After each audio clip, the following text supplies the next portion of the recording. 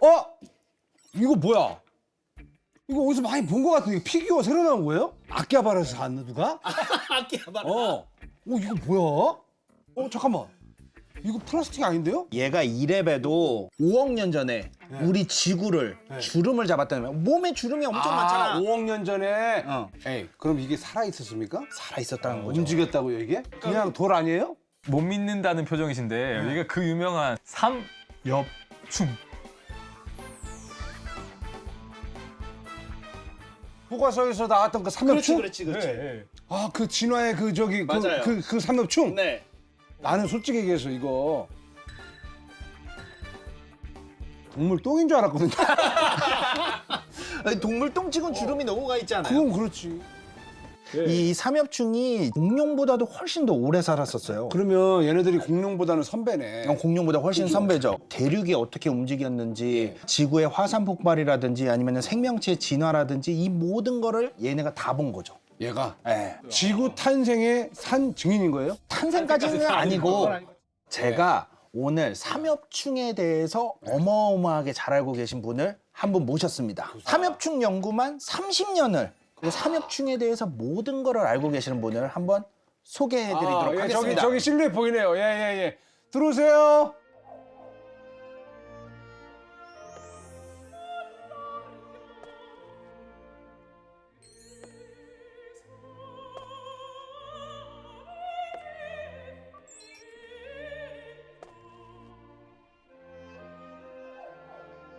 안녕하세요. 아이고, 안녕하십니까. 네, 네.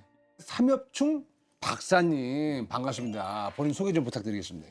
네, 나는 지질학자예요. 지질학 중에서도 이제 고생물학을 전공을 했는데 고생물 하면 뭐 같아요? 삼엽충이요.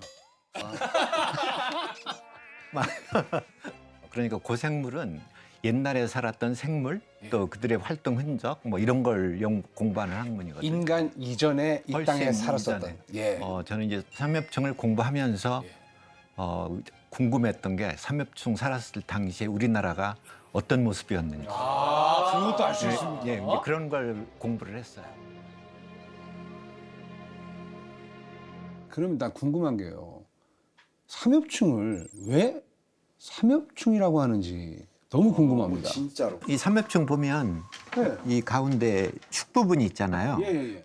축을 부분으로 세 개로 아, 나뉘잖아요. 이렇게 하나, 예. 둘, 셋. 세 개. 그래서 삼엽충이다. 나는 그 삼엽이 뭐 하나, 둘, 셋 이게 아니라 하나, 둘, 셋. 근데 그러고 보면 밸런스가 되게 잘 맞네. 완전 대칭이에요. 네, 좌우대칭. 좌우대칭. 예. 요즘에도 삼엽충을 직접 찾으러 다니세요? 그러면 연구를 할 때는 뭐 1년이면 몇 개월을 태백 영월 가서 화석을 찾죠. 그럼 실제로 지금도 나오고 있나요? 이거 엄청나게 많죠. 지금도요? 네, 우리나라는 어떤 면에서 삼엽충의 보고라고 할 수가 있어요. 그 정도로? 대한민국이요? 저도 처음 듣는 얘기인데. 실제로 우리나라 삼엽충은 세계적으로 유명해요. 진짜요? 아니 근데 많고 많은 생명체 중에 왜 하필 why 삼엽충 연구에 30년을 투자하신 건지 너무 궁금합니다. 맨 처음에 연구 목적은 우리나라에 얼마나 많은 삼엽충이 살고 있을까 얼마나 있습니까? 그게 어느 정도나? 구해져요? 조사를 해서 종을 구분해내는 거니까. 그랬더니 한 240종 정도. 우리나라에서만. 예. 그러면 우리 태백 영월에서 실제로 우리가 강원도에 가서 화석을 찾으면 95%가 삼엽충이야. 95%. 95%. 진짜요? 5억 년 전은 삼엽충의 전성시대거든. 그렇죠. 과학관 같은 데 가보면 삼엽충 화석은 빠지지 않고 전시가 되어 있잖아요. 근데 해설에 뭐라고 돼 있냐면은 삼엽충 종이 2만 종이 넘었다고 항상 그렇게 설명이 돼 있거든요. 종만 2만 종. 그러니까 종이 2만 종이 우리 왜 강아지 같은 경우에도 뭐 불독이라든지 치와와라든지 뭐 이렇게 종이 많잖아요. 그런 게 2만 개가 넘었다는 거예요. 뿔처럼 달린 저 삼지창 같은 거 가진 것도 있고 삼지창이요? 어떤 건 막 꼬리가 엄청나게 긴 것도 있어요. 다양한 종류. 다양해, 엄청 다양해. 그럼 교수님 그때 처음으로 삼엽충을 이렇게 화석 발견하셨을 때 기억이 그럼, 나시나요? 그럼, 예. 처음에 삼엽충 보고 삼엽충인지 몰랐어. 제가 아까 저 그랬잖아요. 똥 같다고. 그러니까요. 삼엽충이 사실은 죽으면 이 부분이 다 떨어져서 흩어지는 예, 흩어지니까 이게 그거 보고 삼엽충인지 알기 어려워요 처음엔. 부분만 보면 생선 뼈 같잖아요. 그래서 처음에 발견한 사람도 이거를 생선류 뼈대다, 맞아. 넙치류 맞아. 뼈대다 맞아. 이렇게 해가지고 학교에 보고를 했다고 그때는 하더라고요. 뭔지 몰랐을 때니까 화석을 찾아보니까 큰 것도 있고 작은 것도 있고 하잖아요. 그래서 이제 그걸 연구를 하려고 이제 연구실에 가서 현미경을 보는데 그 이상한 이게 삼엽충 같지는 않고 뭐 이상한 게 보여요. 0.3mm, 0.5mm 그때 지식이 없었던 거야. 그래가지고 이게 나는 처음에 생각할 때는 이게 새로운 종이다. 동물이다. 이게 얼마나 대단한 거야. 근데 이제 자꾸 문헌을 찾다 보니까 결국 그게 삼엽충의 알에서 막 깨어났을 때라는 걸 알고. 근데 그때도 엄청 기뻤어. 그렇잖아요. 삼엽충 알에서 막 깨어난 걸 처음 보는 거니까. 내가 발견을 해놓고 그 다음에 몰랐다가 뒤늦게 어이구야 이것도 내 그 저기 삼엽충의 애들이구나. 이 삼엽충이 절지동물이잖아요. 그렇죠. 이 삼엽충은 성장할 때 허물벗기를 한단 말이야. 이게 실제로 화석이 되는 게 허물벗은 껍질도 화석화가 돼. 껍질도. 그러니까 우리가 삼엽충이 알에서 깨어나서 점점 커가는 과정을 우리가 알아볼 수가 있어. 생물학을 해서 알겠지만 생물의 개체 발생 연구가 엄청 중요하고. 그렇죠. 왜냐하면 성장 과정에 그 생물의 역사가 들어있단 말이에요. 그러니까 우리가 삼엽충을 연구할 때 가장 흥미로웠던 점이 바로 그 점이야. 화석을 공부하는 주목적 중에 하나는 삼엽충의 족보를 알아내고 싶어 하는 거거든. 이것들이 어떻게 해서 지금과 같은 그 고생대에 그렇게 번성을 했나.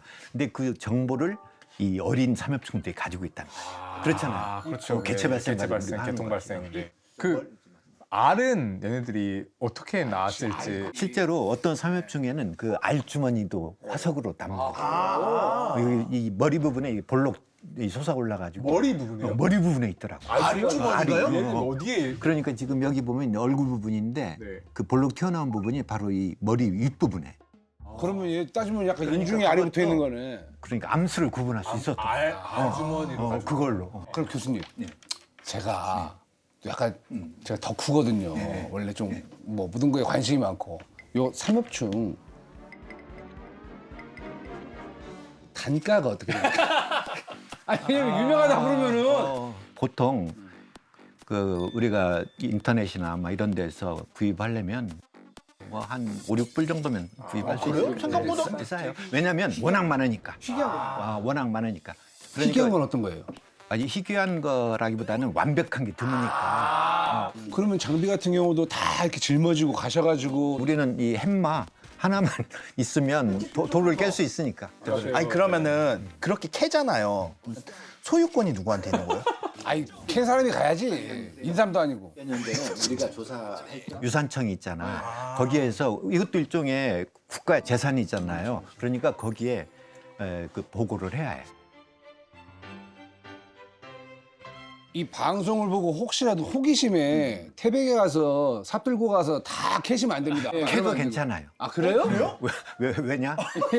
그냥 산 하나가 온통 삼엽충이 들어있으니까. 진짜로요? 예, 그러니까 그걸 지금 100년을 캐도 계속 삼엽충이 있어. 캐도 괜찮다는 말 이게 방송이기 때문에 아니. 근데 그렇게 해도 좋은데 가서 일반 사람들이 찾기 어려워요. 그렇죠. 그게 그냥 가려면은 저와 함께 가야지. 그냥 가서 못 찾아. 그렇죠. 예, 찾을 수가 없어. 나중에 우리 저기 그 교수님의 덕큰 투어 이런 거 준비물은 망치 2종류 가지고 오시면 됩니다. 돋보기. 돋보기. 태백에 가셔가지고 그러면 가실 때마다 항상 5억 년 전을 뭐 생각을 좀 하시는 겁니까? 그렇죠. 삼엽충이 바다에 산다고 그랬잖아요. 네. 지금 태백과 영월은 산의 높이가 뭐 1000m 이상 되는 산악지대잖아. 근데 거기에 삼엽충이 나온다는 이야기는 5억 년 전에 태백과 영월이 바다였다는 거. 그러니까 태백 거기가 바다였다는 얘기잖아. 물이 있었다 거기가. 그 당시에 태백이 어땠을까? 5억 년 전에 상상이 잘 안 되는데 다른 화석들은 뭐 어떤 것들이 다른 나와요? 예를 들면 그 완족동물이라고 하는 거 아세요? 조개 비슷한데 조개하고는 좀 다른 종류도 있고 그 다음에 해백합에 비슷한 것들. 바다나리. 바다나리. 바다에 사는 동물인데 모양이 백합 모양이야. 아. 그래서 이름이 해백합이야. 극비동물. 극비동물에 속하는 그런 것들이든. 그런 것들이든. 죄송한데 아버지세요? 아니 그러고 보니까 둘이 좀 닮으신 것 같은데. 같은 분야를 분야를 하니까. 예. 너무 잘 통한다. 그럼 보통 이렇게 무더기로 한 덩어리에서 많이 나오나요? 아니면 뭐 난 내 생각에는 무더기가 좀 있을 것 같아. 아니 그러니까 그것도 그 암석이 어떻게 만들어졌냐에 따라 영월의 어떤 그 석회암 같은 경우에는 한 두께가 3m인데 온통 삼엽충 껍질로 많이. 진짜로요? 3m가. 4m가요? 예, 3m. 그 뭐냐면 그러니까 이게 군집 생활을 했나 봐. 아니 군집 생활한 게 아니고 예. 삼엽충이 이제 어떻게 살았냐면 그 5억 년 전에 그 바다 밑에서 주로 기어다니면서 살았거든. 근데 실제로 왜 그렇게 많이 쌓였느냐? 실제로 파도에 의해서 이 죽은 껍질들이 계속 뭉쳐서 움직이는구나. 해총처럼. 태청처럼. 근데 이제 보니까 조금 퍼즐이 맞춰지는 것 같은 게 태백하고 영월 지역에 보면 석회암 지대가 진짜 많거든요. 석회암. 왜냐면 고씨 동굴 이런 거 있잖아요. 석회암 동굴들도 있고 그렇죠. 그러니까 그러니까 이 지금 우리나라의 강원도에 가면 석회석 시멘트 공장들 시멘트 공장이 많잖아. 그게 결국 원래 이 석회암이거든. 바다에 살고 있는 생물들이 자기의 몸에 골격으로 만드는 거야. 그게 바다였다는 증거겠네요. 그렇죠.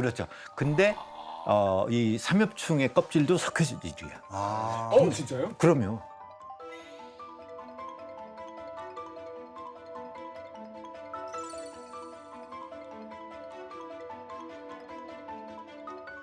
개껍질이랑 같은 게 껍질하고 딱 달라요. 달라요? 그래요? 석회질이야.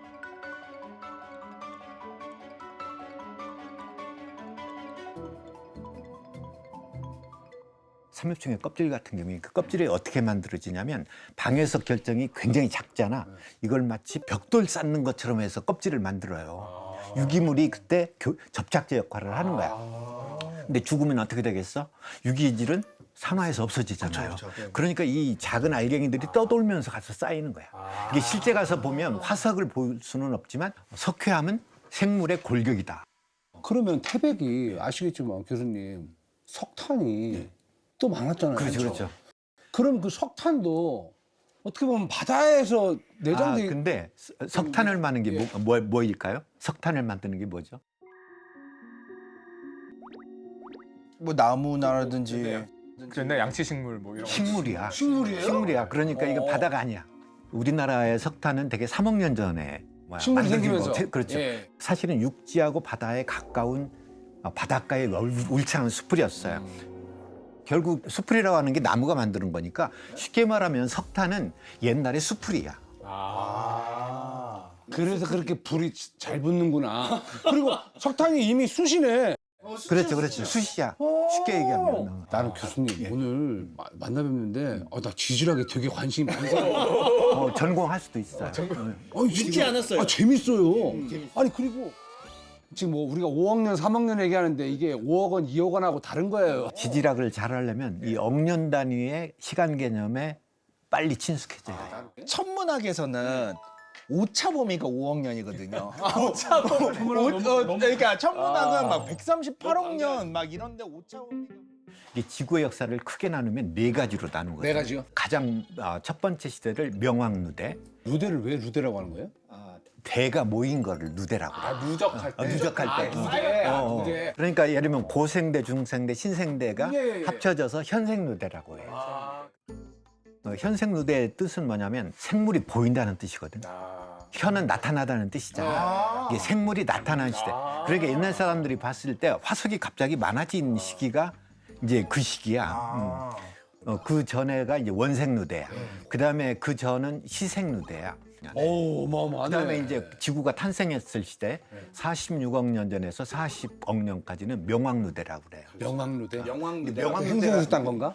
그런 건 이게 아니에요. 명왕이라는 말이 왜 나왔냐면은 지구에서 가장 오래된 암석의 나이가 40억 년으로 알려져 있거든.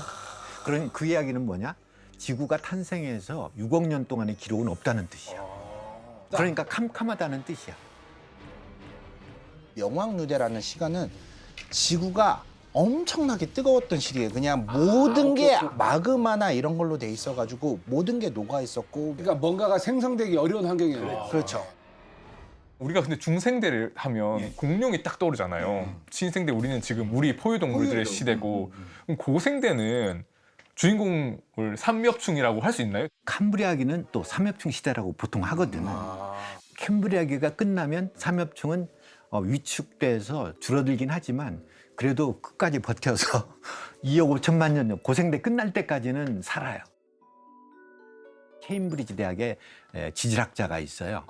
그 사람 이름이 아담 세주이라는 사람인데 그 웨일즈 지방에 조사를 해보니까 이제 삼엽충 화석은 많이 나오거든. 근데 어느 지층을 기준으로 해서 위에는 삼엽충 화석이 많은데 아래에는 삼엽충 화석이 전혀 없는 거예요. 둘이 다르네요. 예, 이게 완전히 다르다라고 생각을 해서 그 삼엽충이 많이 나온 그 구간을 캄브리아기라고 하자라고 맨 처음 제안을 했어요. 아니 왜 캄브리아기라고 했을까? 그 예를 들어서 삼엽시대라든가 다른 걸로 할 수도 있는 삼엽시대. 자 지금부터 삼엽시대입니다. 뭐 할 수도 있는 거고.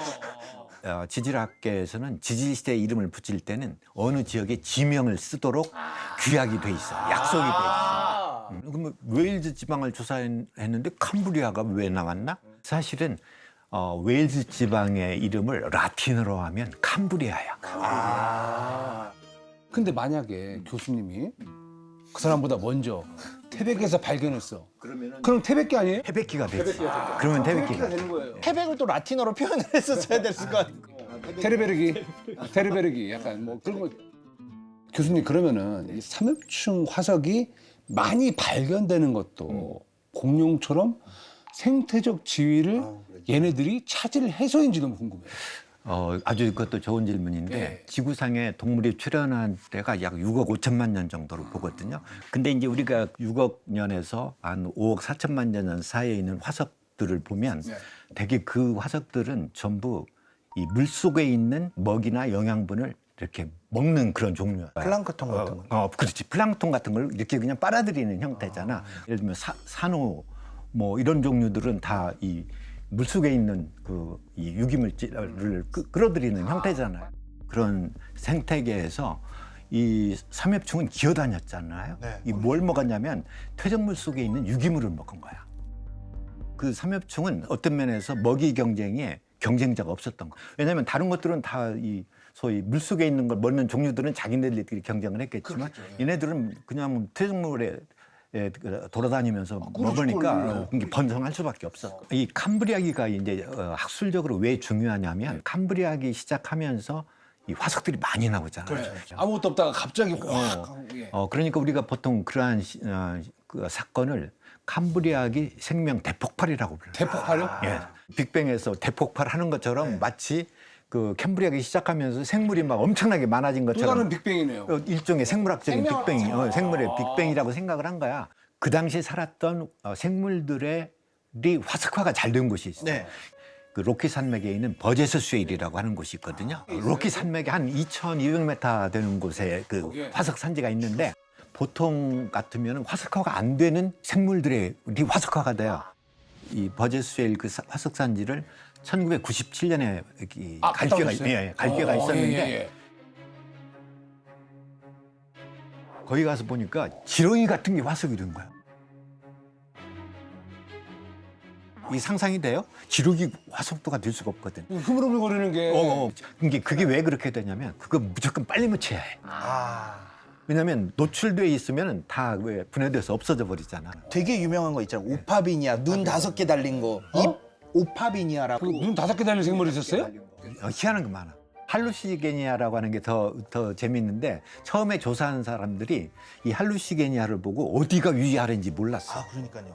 이게 모양이 밑에 뭐 다리 같은 것도 있고 뿔 같은 것도 있고 뭐 너무 많이 달린 거야. 그러니까 버지스 세일이라고 하는 게 사실은 고생물학, 뭐 진화생물학에서 너무 많이, 중요한 산지라고 해야 되죠. 그 버지스 세일에서 나온 생물들을 처음에 그 고생물학자들 발견했을 때 굉장히 당혹스러웠을 것 같아요. 그렇죠. 왜냐하면 정말로 갑자기 너무너무 생생하게 이상하게. 화석들이 막 쏟아져 나오고 맞아. 그리고 걔네들이 누군지 대략적으로 추정할 수 있잖아요. 지금 현생 생물들의 그렇지. 기준을 가지고 또 그거 관련해서 버지스 세일만큼 유명하진 않지만 굉장히 잘 보존된 데가 이제 중국의 첸지. 윈난성에 있는 청지양, 네, 청지양 네, 네. 화석 유적지도 아, 진짜? 거기도 엄청 잘 보존돼 있고 거기가 그 어떻게 보면 버제스보다 더 좋은 점이 뭐냐면 첸지양 그 화석산지는 버제스열보다 나이가 1000만 년 빨라. 네. 이게 1000만 년 앞서 산 생물이니까 더 학술적으로는 더 중요하지. 청지양 그 화석 유적지도 굉장히 네. 중요한 게 거기서 되게 중요한 화석들이 많이 발견됐잖아요. 제가 제일 좋아하는 화석은 5억 2천만 년 전쯤에 최초의 그 뇌 화석. 뇌? 뇌. 오. 절지 동물. 그러니까 이런 이 삼엽충 같은 그 절지 동물에서 뇌의 그 흔적 인상 화석이 되게 선명하게 나왔어요. 뇌 화석이 있다고요? 네. 오. 얘네도 뇌가 있었던 거예요? 그렇죠. 절지 동물들도 뇌가 있었던 거죠. 초파리 뇌 있는 것처럼 그렇죠, 그렇죠. 초파리의 조상인 절지 동물들도 이미 동물 진화하고 절지 동물 진화 초기에 뇌가 진화했고 그 네이처 논문을 보면 그 화석 속에서 남은 뇌 흔적, 인상 화석이랑 지금 뭐 소라게 같은 지금 살고 있는 후손들이 가지고 있는 뇌의 모양이 거의 비슷해요. 그래서 그런 것들이 굉장히 신기한 거죠. 그렇죠. 근데 그때부터 지금까지 5억 년이 흘렀는데 그 전에 몇 천만 년 전만 올라가도 그런 생물들이 없잖아요. 캄브리아기 시작하면서 이제 그 생물이 많아진 것처럼 보이는 것은 동물들이 골격을 만들기 시작을 하면서 이게 화석화가 많이 된 거라는. 근데 걔네들은 왜 갑자기 골격이 생겨버렸을까요? 그러니까 그것도 굉장히 중요한 질문인데 초창기 식물들은 어떻게 보면 상당히 행복하게 살았을 것 같아.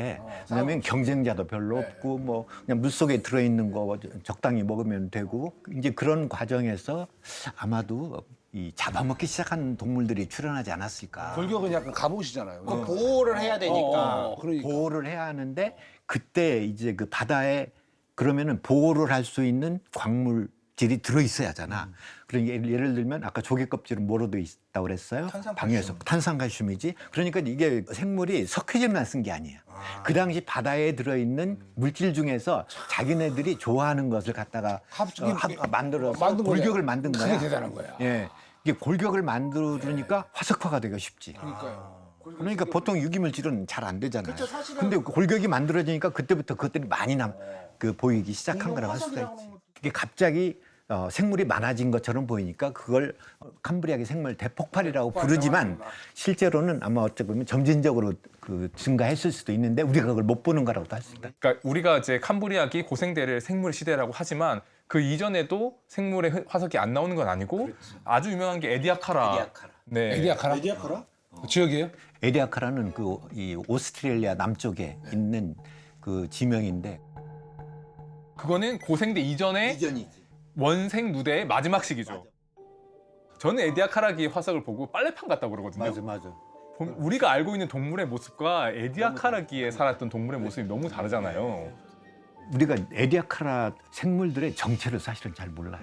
이게 언뜻 보기에는 해파리 같은 것도 있고 어떤 거 보면 뭐 절지동물 비슷한 것도 있긴 한데 현재 그런 것들이 없기 때문에 지금도 논쟁이 많이 돼요. 동물진화 연구원 입장에서 제일 중요한 사건이 캄브리아기 대폭발이라고 했는데 그래요, 그거 중요하죠. 이 캄브리아기에 갑자기 지금 현재 존재하는 동물 가문들의 조상들이 다 그때 발견이 되거든요. 뭐 삼엽충이 나오고 그 당시에 거의 모든 현재 살고 있는 동물문이 거의 다 나왔거든요.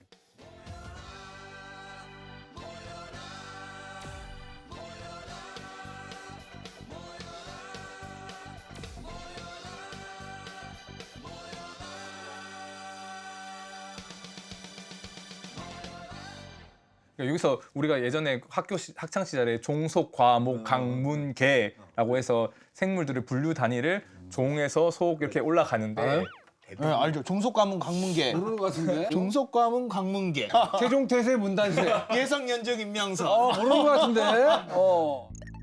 그래서 이제 종속, 과목, 강문계로 갈수록 점점점 올라가는 거예요. 우리 인간이고 사람 속, 사람 과 뭐 이렇게 제일 끝에 올라가 보면 저희는 척삭 동물 문 뭐 이렇게 얘기하죠. 어디 가나 현재 살고 있는 모든 동물이 그 무렵에는 출현했다. 정말 중요한 게 에디아카라기랑 캄브리아기의 시기는 별로 차이가 안 나잖아요. 안 나죠. 붙어 있는 시기잖아요. 그렇죠. 한 3천만 년 정도밖에 차이가 안 나요. 그러니까 사실 삼엽충이나 현재 동물들 이런 애들과의 시간이 5억 년인데 걔네들 몇 천만 년 차이인데 훨씬 큰 차이가 나는 거죠. 근데 그러면 그 시기에 도대체 무슨 일이 일어났길래 그 짧은 시간 동안 수많은 다양한 동물 가문이 형성됐나? 눈이 정말 중요합니다. 왜냐하면 에디아카라기 화석에는 눈이 없어요. 잠깐만, 그러면 그 에디아카라기 때는 눈이 없이 그냥 더듬더듬해서 다녔는데 캄브리아기 때 이제 갑자기 얘네들이 눈이 생기기 시작한 겁니까? 정확하게 말하면 눈을 가진 생물이 처음 나오는 게 캄브리아기 화석인 거잖아요. 맞습니까? 그리고 그 주인공이 바로 삼엽충. 그렇죠. 월날이요? 진짜로? 최초의 눈은 그럼 삼엽충인 건가요? 현재 그러니까 화석 기록으로 화석 기록은 최초의 기록은 삼엽충인데 그 이전에도 눈을 말랑말랑한 눈을 가지고 있었던 종들은 많았을 거라고 생각을 헷갈리는 하고요. 없죠. 눈이 광물이에요. 방해석으로 돼 있어요. 그 눈이 굉장히 작은 렌즈들이 네. 막 수십 개 여러 모여서 가지가. 된 건데 그 하나하나가 방에서 결정이라는 거예요. 아니 근데 그러면 그 전에는 진짜 뭐 얘기한 대로 눈이 없이 그냥 움직이기만 하고 잡히는 대로 먹던 애들이 캄브리아기 때 갑자기 이제 눈이 빵 생기면서 시야가 생긴 거 아니에요? 붉게 생긴 거 아니에요? 그렇지, 그렇지. 왜 얘네들한테 갑자기 눈이 생겼을까요? 그러니까. 그거 정말 답변하기 어려운 질문. 아니 해주셔야 돼요. 예전에는 그때 당시 때 그냥 더듬더듬 살아도 충분히 먹고 살만 했거든. 그러잖아요. 근데 갑자기 눈이 생겼다라는 거는 제가 봤을 때는 얘네들이 천적의 위험을 이제 오. 어느 정도 알아가지고 맞아. 그렇게 해서 얘네들이 자연적으로 또 진화가 된 게 아닌가라는 난 그런 맞아. 생각. 좋은 생각입니다. 아 지금 저한테 놀라시는 거예요? 오, 놀래. 근데 진짜 되게 타당한 가설 같아요. 그 캄브리아기 대폭발을 설명하는 여러 가지 가설 중에서 이제 눈 가설이 저는 제일 좋아하는 가설인데요. 왜냐하면 엄청나게 폭발적인 다양한 동물들이 출현한 것과 최초의 눈을 지닌 동물들이 출현한 게 겹치거든요. 그러니까 이 눈이 그 모든 걸 촉발하는 일종의 스위치. 눈이야. 그 스위치가 눈이지 않았을까. 왜냐하면 아까 에디아카라기 화석으로 돌아가 보면 캄브리아기 대폭발 이전 시기인데 거기엔 해파리들은 있어요. 해파리는 없죠. 해파리가 되게 신기한데 해파리 해파리가 눈 눈이 없잖아. 있는 해파리가 있어요. 월날이요? 진짜로? 네, 나 네. 해파리 눈이 없다고 해파리가 생각했는데. 눈이 있어요? 단 모든 해파리가 눈이 있지 않은데 인간과 그래요? 똑같은 렌즈형 눈을 가진 상자 해파리라는 게 있어요. 와, 그래서 걔또 뭐야? 인간 같은 눈을 가진 동물이 세 종류가 있어요. 어. 우리 척추 동물들, 네. 그 다음에 문어, 두 종류. 문어 있지. 그 다음에 이 상자 해파리라고 하는 애가 또 렌즈형 눈을 가지고 있어서 렌즈형 눈이 3번 진화했다고 하는데 눈 가진 애들은 네. 확실히 빡 보고 판단을 잘하잖아. 걔가 되게 위험한 맹독성 사냥꾼이에요. 그 눈 달린 애가. 네. 해파리들은 사냥꾼이에요. 그렇지. 그러니까 이미 동물계에 동물을 잡아먹는 동물이 존재했을 거예요. 헌터가 있어요. 그런 헌터가 있고 잡혀먹는 프레이, 먹이가 있는 거죠. 그렇지. 그런 조건 하에서는 눈을 지니고 있었으면 굉장히 유리했을 거예요. 그리고 그런 눈이 발달하면 이 사냥, 잡아먹히고 잡는 이 역동적인 이 관계가 점점 더 가속해서 진화했을 가능성이 커요. 일종의 또 군비 경쟁이라고. 네, 그렇죠. 예. 눈이 처음에 생기고 나면 도망 다녀야 되고 잘 도망 다니면 더 보충해야 잘 잡아먹어야 되고. 되고 등딱지 이렇게 만들었는데 등딱지 깨부술 수 있는 그럼 이빨 진화하고 그럼 이빨 진화하면 등딱지 못 물게 가시도 진화하고 이런 방식으로 다양한 전략들이 이렇게 생겨나면서 눈이 생긴 봐봐요. 네, 네. 보면 야, 너 등딱지 좀 더 보완해야 돼. 좀 올려 이런 것도 할 수가 있는 거고 서로 정보 교환 같은 것도 많이 되고. 그러면 거꾸로 물을 수 있죠. 왜 딱딱해졌을까? 동물들이 삽입충처럼. 오. 헌터와 프레이 관계가 이게 점점점 심화되면 잘 도망가고 그러니까 잘 잡아먹으려 잘 달려가고 잘 헤엄치고 잘 도망가는 게 한 가지 방향에 진화할 것 같고 또 잡아먹혔을 때 악 물었을 때 입 강냉이가 나갈 수도 있는 강냉이가 뭐야? 교수님이 강냉이가. 이빨이 그러니까 투스. 투스가 나갈 수도 있게끔 하는 이 골격이 발달하게 되는 그런 진화들도 다 맞물려서 이게 마치 눈덩이가 이렇게 점점 그 산비탈을 굴러내면서 커져가는 것처럼 이런 것들이 시너지가 나서 캄브리아기에 뻥 하고 이렇게 대폭발이 일어났던 게 아닌가 그런 생각이 드네요. 네, 맞아요. 그러니까 그 당시 아까 캄브리아기에는 지금 어떻게 보면 삼엽충이 가장 번성한 생물이잖아. 그러니까 이걸 잡아먹으려고 하는 놈도 많았을 거야. 틀림없이. 그 아주 흥미로운 논문이 발표된 게 있는데 삼엽충의 어느 한 부분이 이렇게 뜯겨나간 자국이 많이 발견이 그건 돼. 물린 거죠. 그러니까 그럼 이걸 잡아먹을 수 있는 게 뭘까? 해파리. 아니 아노말로카리스라고 하는 이상한 이 화석이 있었습니다. 그 아노말로카리스 입이 이렇게 약간 동그란 모양인데 그와 같은 모양인 거야. 그러니까 이 사람이 어떤 해석을 했냐면 삼엽충을 잡아먹은 놈은 범인은 아노말로카리스다. 라고 그래서 그게 이제 사이언스에 나갔어요. 그 논문이. 최근에 그걸 역학적으로 한번 실험해 본 사람이 있는 거야. 아노말로카리스범이 얼마나 세게 물을까. 그걸 실험을 해봤더니 어때요? 딱딱한 이 껍질을 먹기에는 이게 너무 약하대. 그런데 여기에서 또 재미있는 이야기는 뭐냐면 그 논문을 발표한 사람이 삼엽충이 물린 방향을 분석을 한 거야. 그랬더니 이 왼쪽으로 물린 게 예를 들면 70이라면 오른쪽으로 물린 건 30이었다. 그래서 삼엽충이 피할 때 이쪽 방향으로 피한 놈도 있고 이쪽 방향으로 피한 놈도 있었을 거 아니야. 이 사람이 주장한 게 뭐냐면 우리가 왼손잡이 오른손잡이냐 하는 것은 5억 년 전에 출현했다. 그것도 또 논문에 하나. 그렇게 또 이게 지질학자 입장에서는 캄브리아기에 생물이 팍 하고 폭발한 게 그 이유가 혹시 뭐라고 생각하시는지 궁금합니다. 그 시기에 일어난 것 중에 지구상에서 굉장히 흥미로운 게 뭐냐면 그 변하는 시기에 지구에 갑자기 산소가 많아졌어요. 산소가요? 그럼 그전에는 지구에 산소가 별로 없었어요? 25억 년 이전에는 대기나 이런 곳에 산소가 없어요. 근데 왜 갑자기 산소가 많아진 거지? 그러니까 이제 그 문제는 일단 정리를 해보고 24억 년 전부터 지구상에 대기나 바다에 산소가 늘어나. 물론 산소가 늘어났다고 그래서 막 지금처럼 엄청나게 많은 게 아니고 지금 수준이 1%밖에 안 돼. 그래서 첫 번째 것을 제1차 산소혁명이라고 그래. 몰라요? 8억 년 전에는 또 갑자기 1%였던 대기 수준이 한 5%에서 18%로 또 갑자기 증가를 해요. 그럼 산소가 점점 증가한 거예요? 갑자기 증가한 갑자기. 두 번째 것을 제2차 산소혁명이다. 진짜 산업혁명 같이? 그렇지. 이게 왜냐하면 아무것도 없던 데서 갑자기 산소가 많아졌어. 그런데 그때 진핵생물이 나온 거야. 그렇죠. 조금 지나고 나서. 그 다음에 2차 산소혁명에 산소가 갑자기 또 많아진 거야. 그러면서. 그러고 나서 동물이 생겨난 거야. 그러니까 이들 사이에 관련이 크다라고 할 수밖에 없는 건데 우리가 크게 생물의 그 진화 양상을 이렇게 한번 생각해 보면 크게 보면 원핵 생물과 진핵 생물로 구분한단 말이야. 원핵 생물이라는 거는 핵이 핵이 없는. 따로 없는 세포 안에 핵이 있잖아요. 핵이 없는 생물이 원핵. 유산균 같은 애들. 우리가 보통 박테리아라고 많이 하는 것들이야. 근데 이제 핵이 있는 세포는 진핵 생물이거든. 또 생물이 이제 그다음 더 발전된 것은 다세포 생물들이 생겨나는 게 중요하거든. 다세포 생물이. 다세포 동물이 우리가 일반적으로 말하는 이제 동물이거든. 근데 산소라고 하는 게 굉장히 활동성인 원소잖아요. 그러니까 그 산소를 이용하기 시작하면서 생물들이 훨씬 더 효율성을 갖게 되는 거죠. 근데 제가 이제 지난번 노화편에서도 보면 산소를 독처럼 말씀을 하셔가지고 내가 좀 놀란 적이 그렇죠, 있거든요. 그렇죠. 그렇죠. 산소는 네. 이게 산소가 없던 세계에서 산소가 나오는 것은 산소는 독가스야. 그렇죠. 처음에 산소가 생산이 됐으면 예. 아마 그 산소에 노출이 된 생물은 죽었겠지. 노출 아니면 이 깊은데 산소 없는 데로 도망가 봐요. 아하. 그런데 이제 시간이 흐르면서 산소에 적응하는 놈들이 생겨나기 그렇죠. 시작한 거야.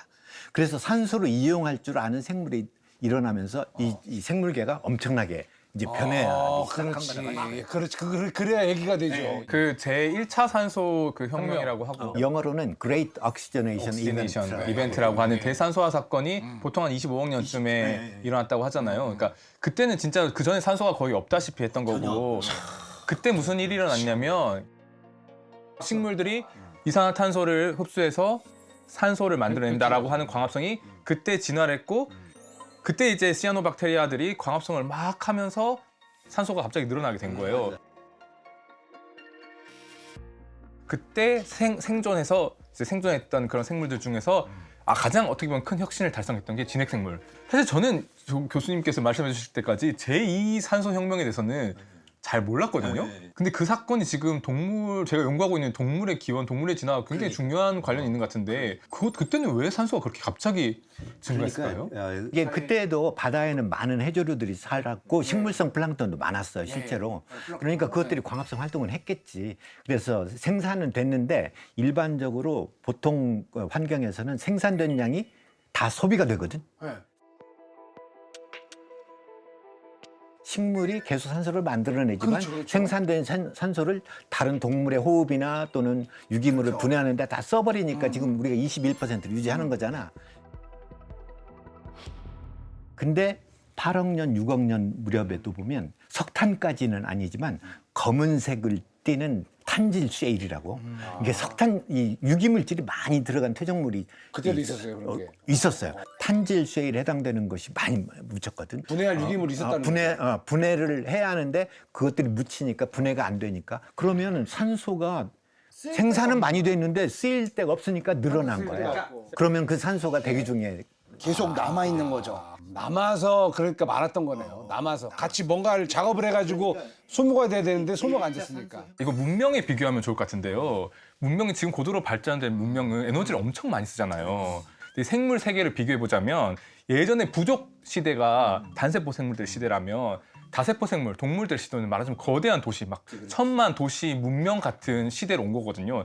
당연히 동물들이 사용하는 에너지가 엄청나게 많을 수밖에 없고, 근데 그 에너지를 산소를 안 쓰는 방식으로는 얻기가 되게 힘들어요. 말하자면 동물이 하나의 어떤 비행기나 항공모함 같은 거라고 하면 에너지가 있어야 되는데 그 에너지가 산소가 늘어난 덕분에 산소를 이용하는 우리 산소 호흡을 통해서 확보할 수 있지 않았나. 그러면서 동물들이 폭발적으로 진화할 수 있는 어떤 기반이 제2산소혁명을 통해서 마련이 됐을 수도 있겠다. 좋은 해석이야. 어떻게 보면 지구는 산소로 만들어진 행성이라고도 할 수 있어요.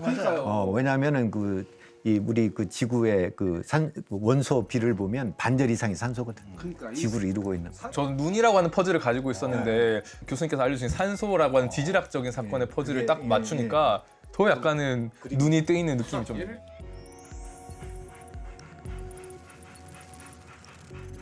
아니 교수님은 그러면 30년을 연구하시면서 또 어떤 걸 좀 알게 되셨습니까? 궁금했던 점은 이 삼엽충들이 우리나라에 살았을 때 과연 어떤 곳에서 살았을까? 그거 너무 궁금합니다. 예, 우리나라에서 삼엽충은 태백하고 영월이 주로 나왔다고 그랬잖아. 그 중에서도 보면 태백은 육지에 좀 더 가까웠어요. 우리나라 태백에 있는 삼엽충들은 그 당시 알려진 곳이 요동지방, 산동지방, 중국의 그다음에 북경, 뭐 시안 이 정도밖에는 없어요. 그러니까 지역성이 있다는 거지. 그 무슨 얘기냐? 우리나라 그 삼엽충이 살던 땅덩어리는 북중국하고 우리나라가 붙어 있었다. 그 당시에. 같은 종이 나온다는 같은 종이 나와. 같은 종이. 그게 또 한두 개가 아니고 여러 개가 나오니까 비슷해. 그런데 영월은 좀 깊은 곳이더라고.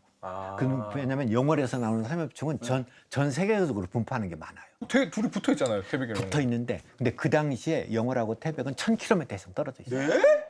그 당시에. 그러니까 1000km 이상. 아니 그 지형이 너무 떨어져 있잖아요. 1000km면은요 지금 여기 서울에서 부산까지도 400km밖에 안 되는데. 그렇지. 지금 지형을 뭐 좀 그려주시면 안 돼요? 그러니까 태백 그, 영월이 바로 아까 여기 그 뭐예요? 지도, 지금은 지도. 붙어 있는데. 요거. 이게 5억 년 전 지구의 대륙 분포를 보면 대륙이 크게 네 덩어리로 나눠져 있었어요. 왼쪽에 있는 게 로렌시아라고 쓴 거 있죠? 네네. 그게 지금 북아메리카야. 그다음에 발티카는 지금 스칸디나비아 반도야. 근데 지금 이때는 이게 지금 위치가 그다음에 나중에는 오스트레일리아, 남아메리카, 그다음에 유럽 남부, 아시아 대부분이 한 덩어리야. 그럼 도대체 한국 여기서 어디인 거예요? 여기 지금 큰 그림에서 보면 중안랜드가 있고 남쪽에는 남중랜드가 있어요. 남중랜드 있어요. 우리나라 태백 지역은 북중국하고 같은 화석이 나왔다고 그랬잖아요. 비슷한 화석이. 예, 그러니까 그걸 가지고서 판단하는 중국, 한국이 이룬 땅덩어리라고 그래서 중안랜드라고 붙인 거예요. 반면에 남중국은 우리나라 일부도 남중국에 속해 있긴 하지만 여기는 이제 남중랜드라고 했어요. 그 당시 우리 태백과 영월은 중안랜드에 붙어있던 얕은 바다라는 거야. 그죠? 진짜요? 예. 지금 보면 태백은 중안랜드에 가까이 있지만 영월은 좀 멀리 떨어져 있잖아요. 이 거리가 거의 1000km 이상 떨어져 있었다는 거지. 그렇게 생각한 근거가 뭐냐면 오스트레일리아의 북부에서도 우리나라에서 나오는 화석이 보고가 됐어요. 그게 2007년이야. 얼마 안 되지. 얼마 안 됐네요. 그러니까 이 그림을 그린 것에서 중요한 역할을 한 것은 삼엽충 자료야. 그러니까 이게 전부 다 삼엽충이 바다에서 사니까 바다의 모습을 그려준 거예요. 대륙의 모습은 남지가 않거든. 왜냐면 다치면 시게 돼버리는 거잖아. 그러니까 그 바다 퇴적물을 통해서 이 퇴적물이 어디서 왔을까? 를 추정해서 대륙을 그리는 거고. 그러니까 놀라운 상상력이 사실은 필요하지. 여기에서. 근데 어떻게 보면 지금 한반도 보면 어떻게 이제 이렇게 합쳐가지고 된 건지 그게 너무 궁금해요. 그걸 설명을 할게요. 우리는 팡구조론이라고 하는 이론 들어봤어요? 지구의 겉부분이 여러 개의 판으로 나누어져 있어서 이것들이 계속 움직인다는 거예요. 그래서 지진이 일어나고 화산이 일어나고. 그러니까 지금도 모든 판은 1년에 평균 3cm 내지 10cm 움직이고 있거든. 현재도요? 갈라져. 이게 지금도 갈라지고 있는 곳이 어디냐면 동아프리카 열국대라고 하는 곳이 갈라지는 곳이야. 그냥 땅이 쭉 갈라져 있어요, 진짜로. 지형이 바뀐다. 그러니까 지금 5억 년 전 얘기를 하고 있잖아요. 그러면 5억 년 동안 뭔가 움직였을 거 아니야. 판구조 운동에 의해서 중한랜드가 먼저 떨어져 나와서 북쪽으로 여행을 해요. 남중랜드는 3억 8천만 년 전에 떨어져 나와 뒤따라서. 그래서 떨어져 나와가지고 이 두 땅덩어리가 계속 북쪽으로 이동하다가 2억 5천만 년 전에 있을 때 이 두 땅덩어리가 붙어요. 지금 현재 충돌하고 있는 대표적인 예가 히말라야 산맥이야. 인도 대륙이 아시아 대륙하고 충돌하면서 그 사이에 있던 것들이 퇴적물들이 밀려나니까 올라가. 올라가고. 그래서 히말라야가 지금. 그건 야. 5천만 년 전에 충돌을 시작을 해서 히말라야는 아직도 높아지고 있어요. 그러니까 계속 밀고 있으니까. 근데 2억 5천만 년 전에 우리나라에서 그런 사건이 일어난 거예요. 그럼 이렇게 영월당하고 태백하고 이렇게 떨어졌다가 다시 빵 하고 부딪히면서 아니 그러니까 영월하고 태백이 있었는데 네. 충돌하면서 이 땅덩어리들이 접혀진 거야. 그렇지. 그러니까 1000km에 있던 땅덩어리가 접히면서 50km까지 달라붙게. 그런 압축이네. 그렇죠. 산맥이 만들어.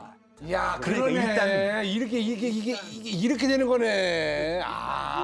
예. 그러면 한반도라고 하는 거는 언제 만들어졌어요? 일단 2억 5천만 년 전에는 동아시아 대륙이 만들어져. 지금으로도 3천만 년 전에 동해가 갈라지기 시작해. 3천만 년 밖에 안 돼요. 동해가. 그 전까지 일본은 아시아 대륙에 붙어 있었어. 거기에도 밑에서 마그마가 올라오면서 벌어지기 시작한 거야. 이렇게 밀어내니까 이게 갈라지면서 일본 열도가 동쪽으로 밀려났지. 원래 동아시아 대륙 한 덩어리였는데 갈라지면서 벌어진 거야. 그게 2,300만 년 전이에요. 얼마 안 됐네.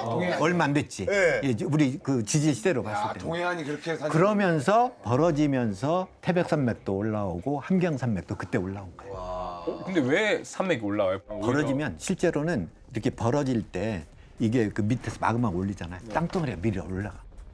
동아프리카 열곡대도 보면 열곡대는 낮지만 그 주변의 땅덩어리, 예를 들면 케냐, 이티오피아 여기가 다 2,000m 이상 높은 이유가 밀어 올리는 거예요. 서해의 경우에는 그냥 얕은 골짜기 같은 곳이었어. 근데 거기에 바닷물이 들어온 거야. 2만 년 전에는 서해는 바다가 아니었어. 호수였겠네요. 아니 호수도 아니야. 그냥 땅이요? 왜냐하면은 그때는 전 세계적으로 해수면이 150m까지 내려가 있었거든요. 그러니까 만약 우리 한민족이 서쪽에서부터 동쪽으로 이동해 왔다면 아마 우리 한민족 걸어서 왔을 거예요. 이야, 옛날이었으면. 근데 이제 빙하가 점점 녹잖아요. 지금처럼 해수면이 올라온 건 8,000년 전이에요. 서해가 지금과 같은 정도의 해수면에 도달한 거죠. 한반도의 형태가 갖춰진 건 10,000년밖에 안 된 거지, 사실은. 만년밖에 이게 그전에는 한반도라는 형태가 없는 거잖아요. 그러니까요. 왜냐면 육지였으니까. 아니, 10,000년밖에 안 됐다고요? 태백 영월이 나는 그냥 어느 날 갑자기 그냥 늘 거기에 있었던 건 줄 알았더니 1,000km짜리가 퉁퉁퉁퉁퉁 하면서 확 올라가서 산맥도 이루고.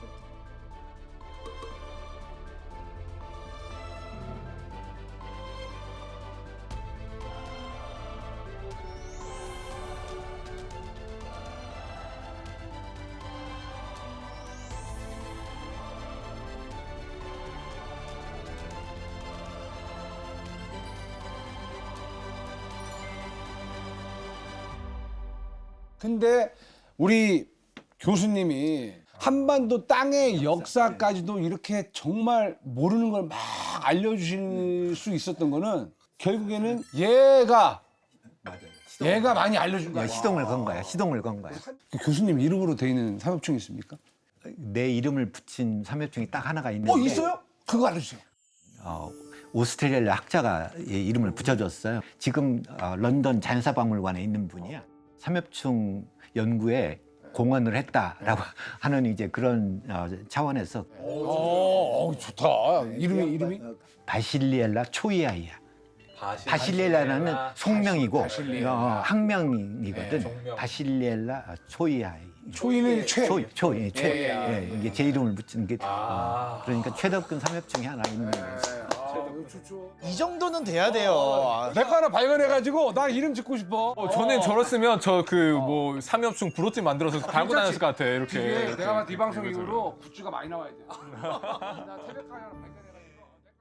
의문의 집단 사망이 일어납니다. 처음엔 이제 감기처럼 이렇게 콜록콜록콜록 하다가 원인이 뭐예요? 미생물. 어? 미생물? 오해를 해가지고 그들을 다 적대시해버리면 우리한테 좋을 게 하나도 없어요. 미생물이 소리로 소통하고 있어요. 미생물이 소리 난다라는 거는 지금 처음 들어보는데요. 은빈 씨? 저예요. 해석 중이에요. 향에 따라 저런 소리를 내기 시작하는 거예요. 서로 다른 소리를 우리에게 뭐 들으라는 것 같은. 여기서 도로도 생기고요, 통로도 생기고 막 생겨요. 그게 도시처럼. 우리가 진짜로 협력해야 될 거는 미생물이구나. 미안하네 미생물한테.